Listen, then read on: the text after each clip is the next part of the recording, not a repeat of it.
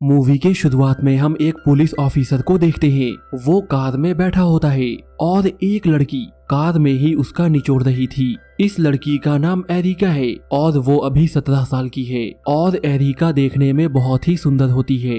यहाँ पे दोनों जब रोमांस कर रहे थे तभी दो लड़कियाँ यहाँ पे आती हैं और इनकी हरकतों को रिकॉर्ड कर लेती हैं।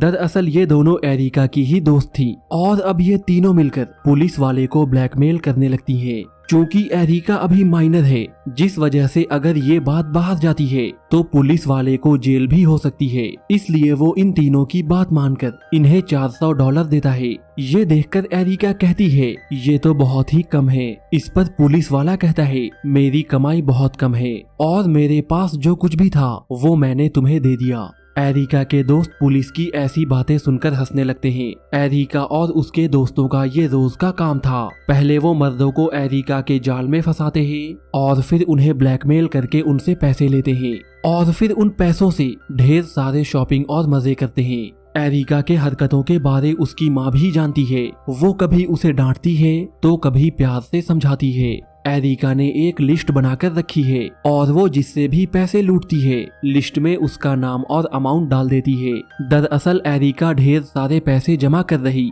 ताकि वो अपने डैड को जेल से छुड़ा सके। अपने डैड के रिहाई के लिए पैसे जमा करने का जिम्मा एरिका ने अपने कंधों पर ले लिया है।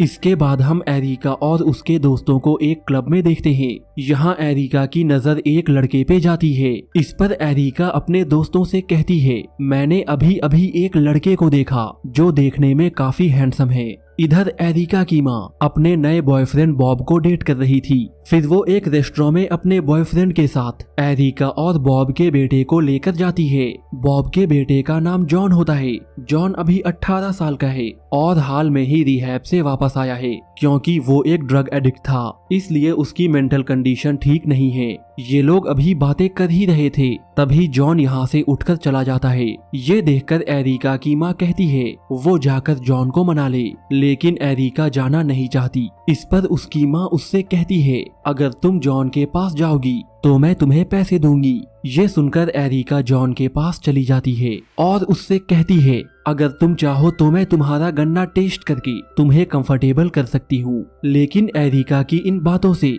जॉन और भी अनकंफर्टेबल हो जाता है। एरिका उसे मनाने का ट्राई करती है।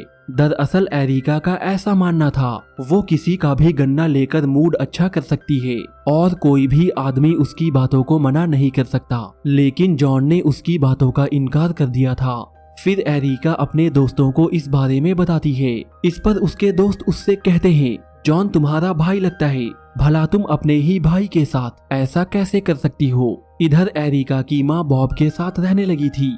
दूसरी ओर एरिका भी जॉन से दोस्ती बढ़ाती है और उसे लेकर एक रेस्टोरेंट में जाती है। फिर वो जॉन से अपने किए पर माफी मांगती है। यहाँ वो जॉन से कहती है उसके डैड ने एक कसिनो लूटने का ट्राई किया था और तब से वो जेल में है। लेकिन तभी अचानक जॉन अनकंफर्टेबल हो जाता है। दरअसल जॉन ने अपने स्कूल टीचर विल को देख लिया था और विल ने पास्ट में जॉन के साथ गंदी हरकतें की थी और उसने जॉन का शोषण भी किया था। हालांकि जॉन ने इसकी शिकायत तो की थी लेकिन किसी ने भी उसकी बातों पर यकीन नहीं किया था और इसलिए पास्ट में विल को सजा नहीं मिली। इसलिए आज जब जॉन विल को देखता है तब उसे सारी बातें याद आने लगती है।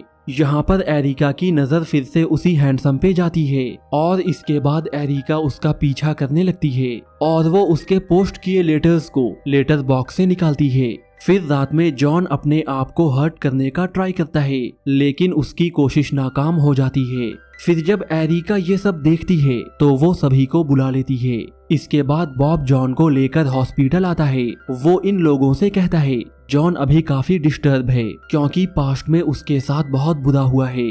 फिर रात में एरिका जॉन के बेडरूम में जाती है और जॉन को डिप्रेशन से निकालने के लिए वो विल से बदला लेने के लिए तैयार हो जाती है, जिस वजह से इन दोनों की दोस्ती और भी गहरी हो जाती है। लेकिन कहानी में ट्विस्ट तब आता है जब एरिका ये देखती है विल वही इंसान है जिसे वो हैंडसम समझकर इतने दिनों से हर जगह देख रही थी। यानी वो हैंडसम सा दिखने वाला इंसान कोई और नहीं बल्कि विल होता है।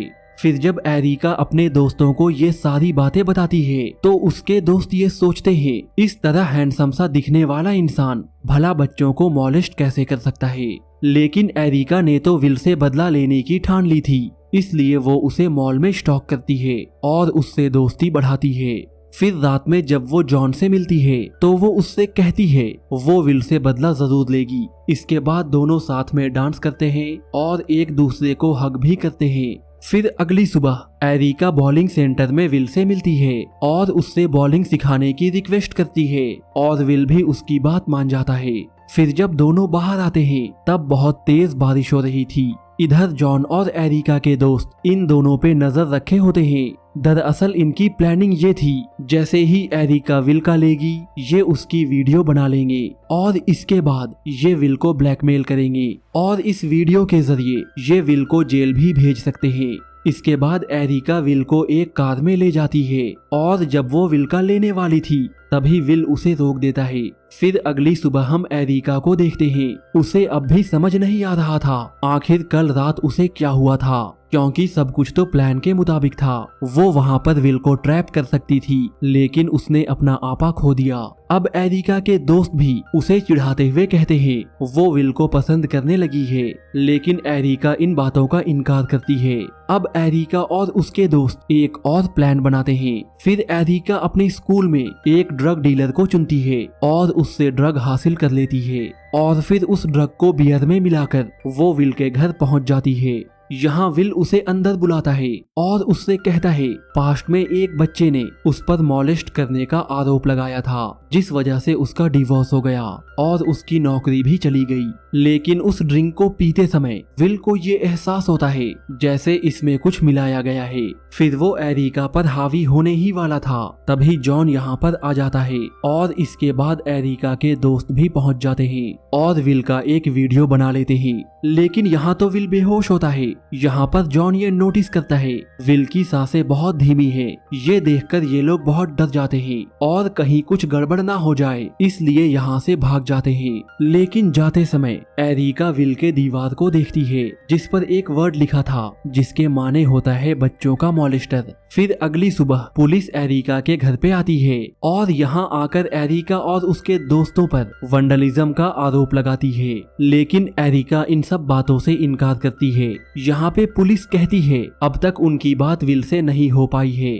इसके बाद एरिका और जॉन विल के घर पे जाते हैं। दरअसल वो ये कंफर्म करना चाहते थे विल ठीक ठाक है या नहीं, लेकिन यहाँ आकर दोनों देखते हैं विल अभी भी उसी पोजीशन में बैठा हुआ है। फिर जब दोनों पास जाकर देखते हैं तो इन्हें मालूम चलता है विल के बैक में स्टैब किया गया है। ये देखकर एरिका और जॉन यहाँ से भाग जाते हैं। भागते हुए दोनों मैक्सिको की ओर जाने लगते हैं। यहीं पर रास्ते में जॉन एरिका से एक राज की बात कहता है। वो कहता है विल ने कभी भी मेरा शोषण नहीं किया था, लेकिन हाँ उसने मेरे एक क्लासमेट के साथ ये सब किया था, लेकिन मेरा दोस्त अपना नाम बताना नहीं चाहता था, इसलिए मैंने इन सब में अपना नाम डाल दिया और विल से बदला लेने का फैसला किया। ये सब सुनकर एरिका को ऐसा लगता है जैसे जॉन एक बहुत अच्छा इंसान है। फिर जॉन एरिका को सरप्राइज करते हुए वहाँ पर ले आता है जहाँ पे एरिका के डैड होते हैं। एरिका अपने डैड से मिलने के लिए जेल के अंदर जाती है, लेकिन यहाँ उसे मालूम चलता है उसके डैड को कुछ दिन पहले ही छोड़ दिया गया है।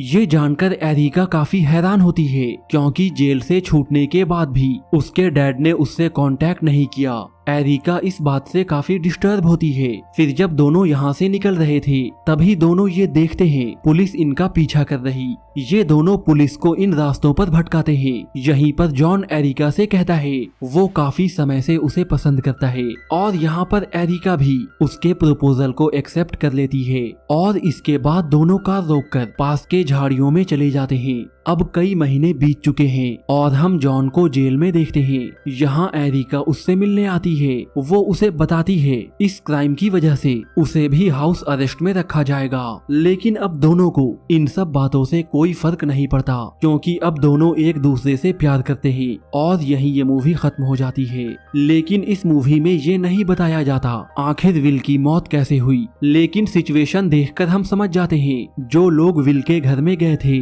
उन्हीं में से एक ने विल को मार दिया, या फिर ये भी हो सकता है जॉन ने ही विल को मार डाला जिसकी सजा जॉन और एरिका को मिलती है।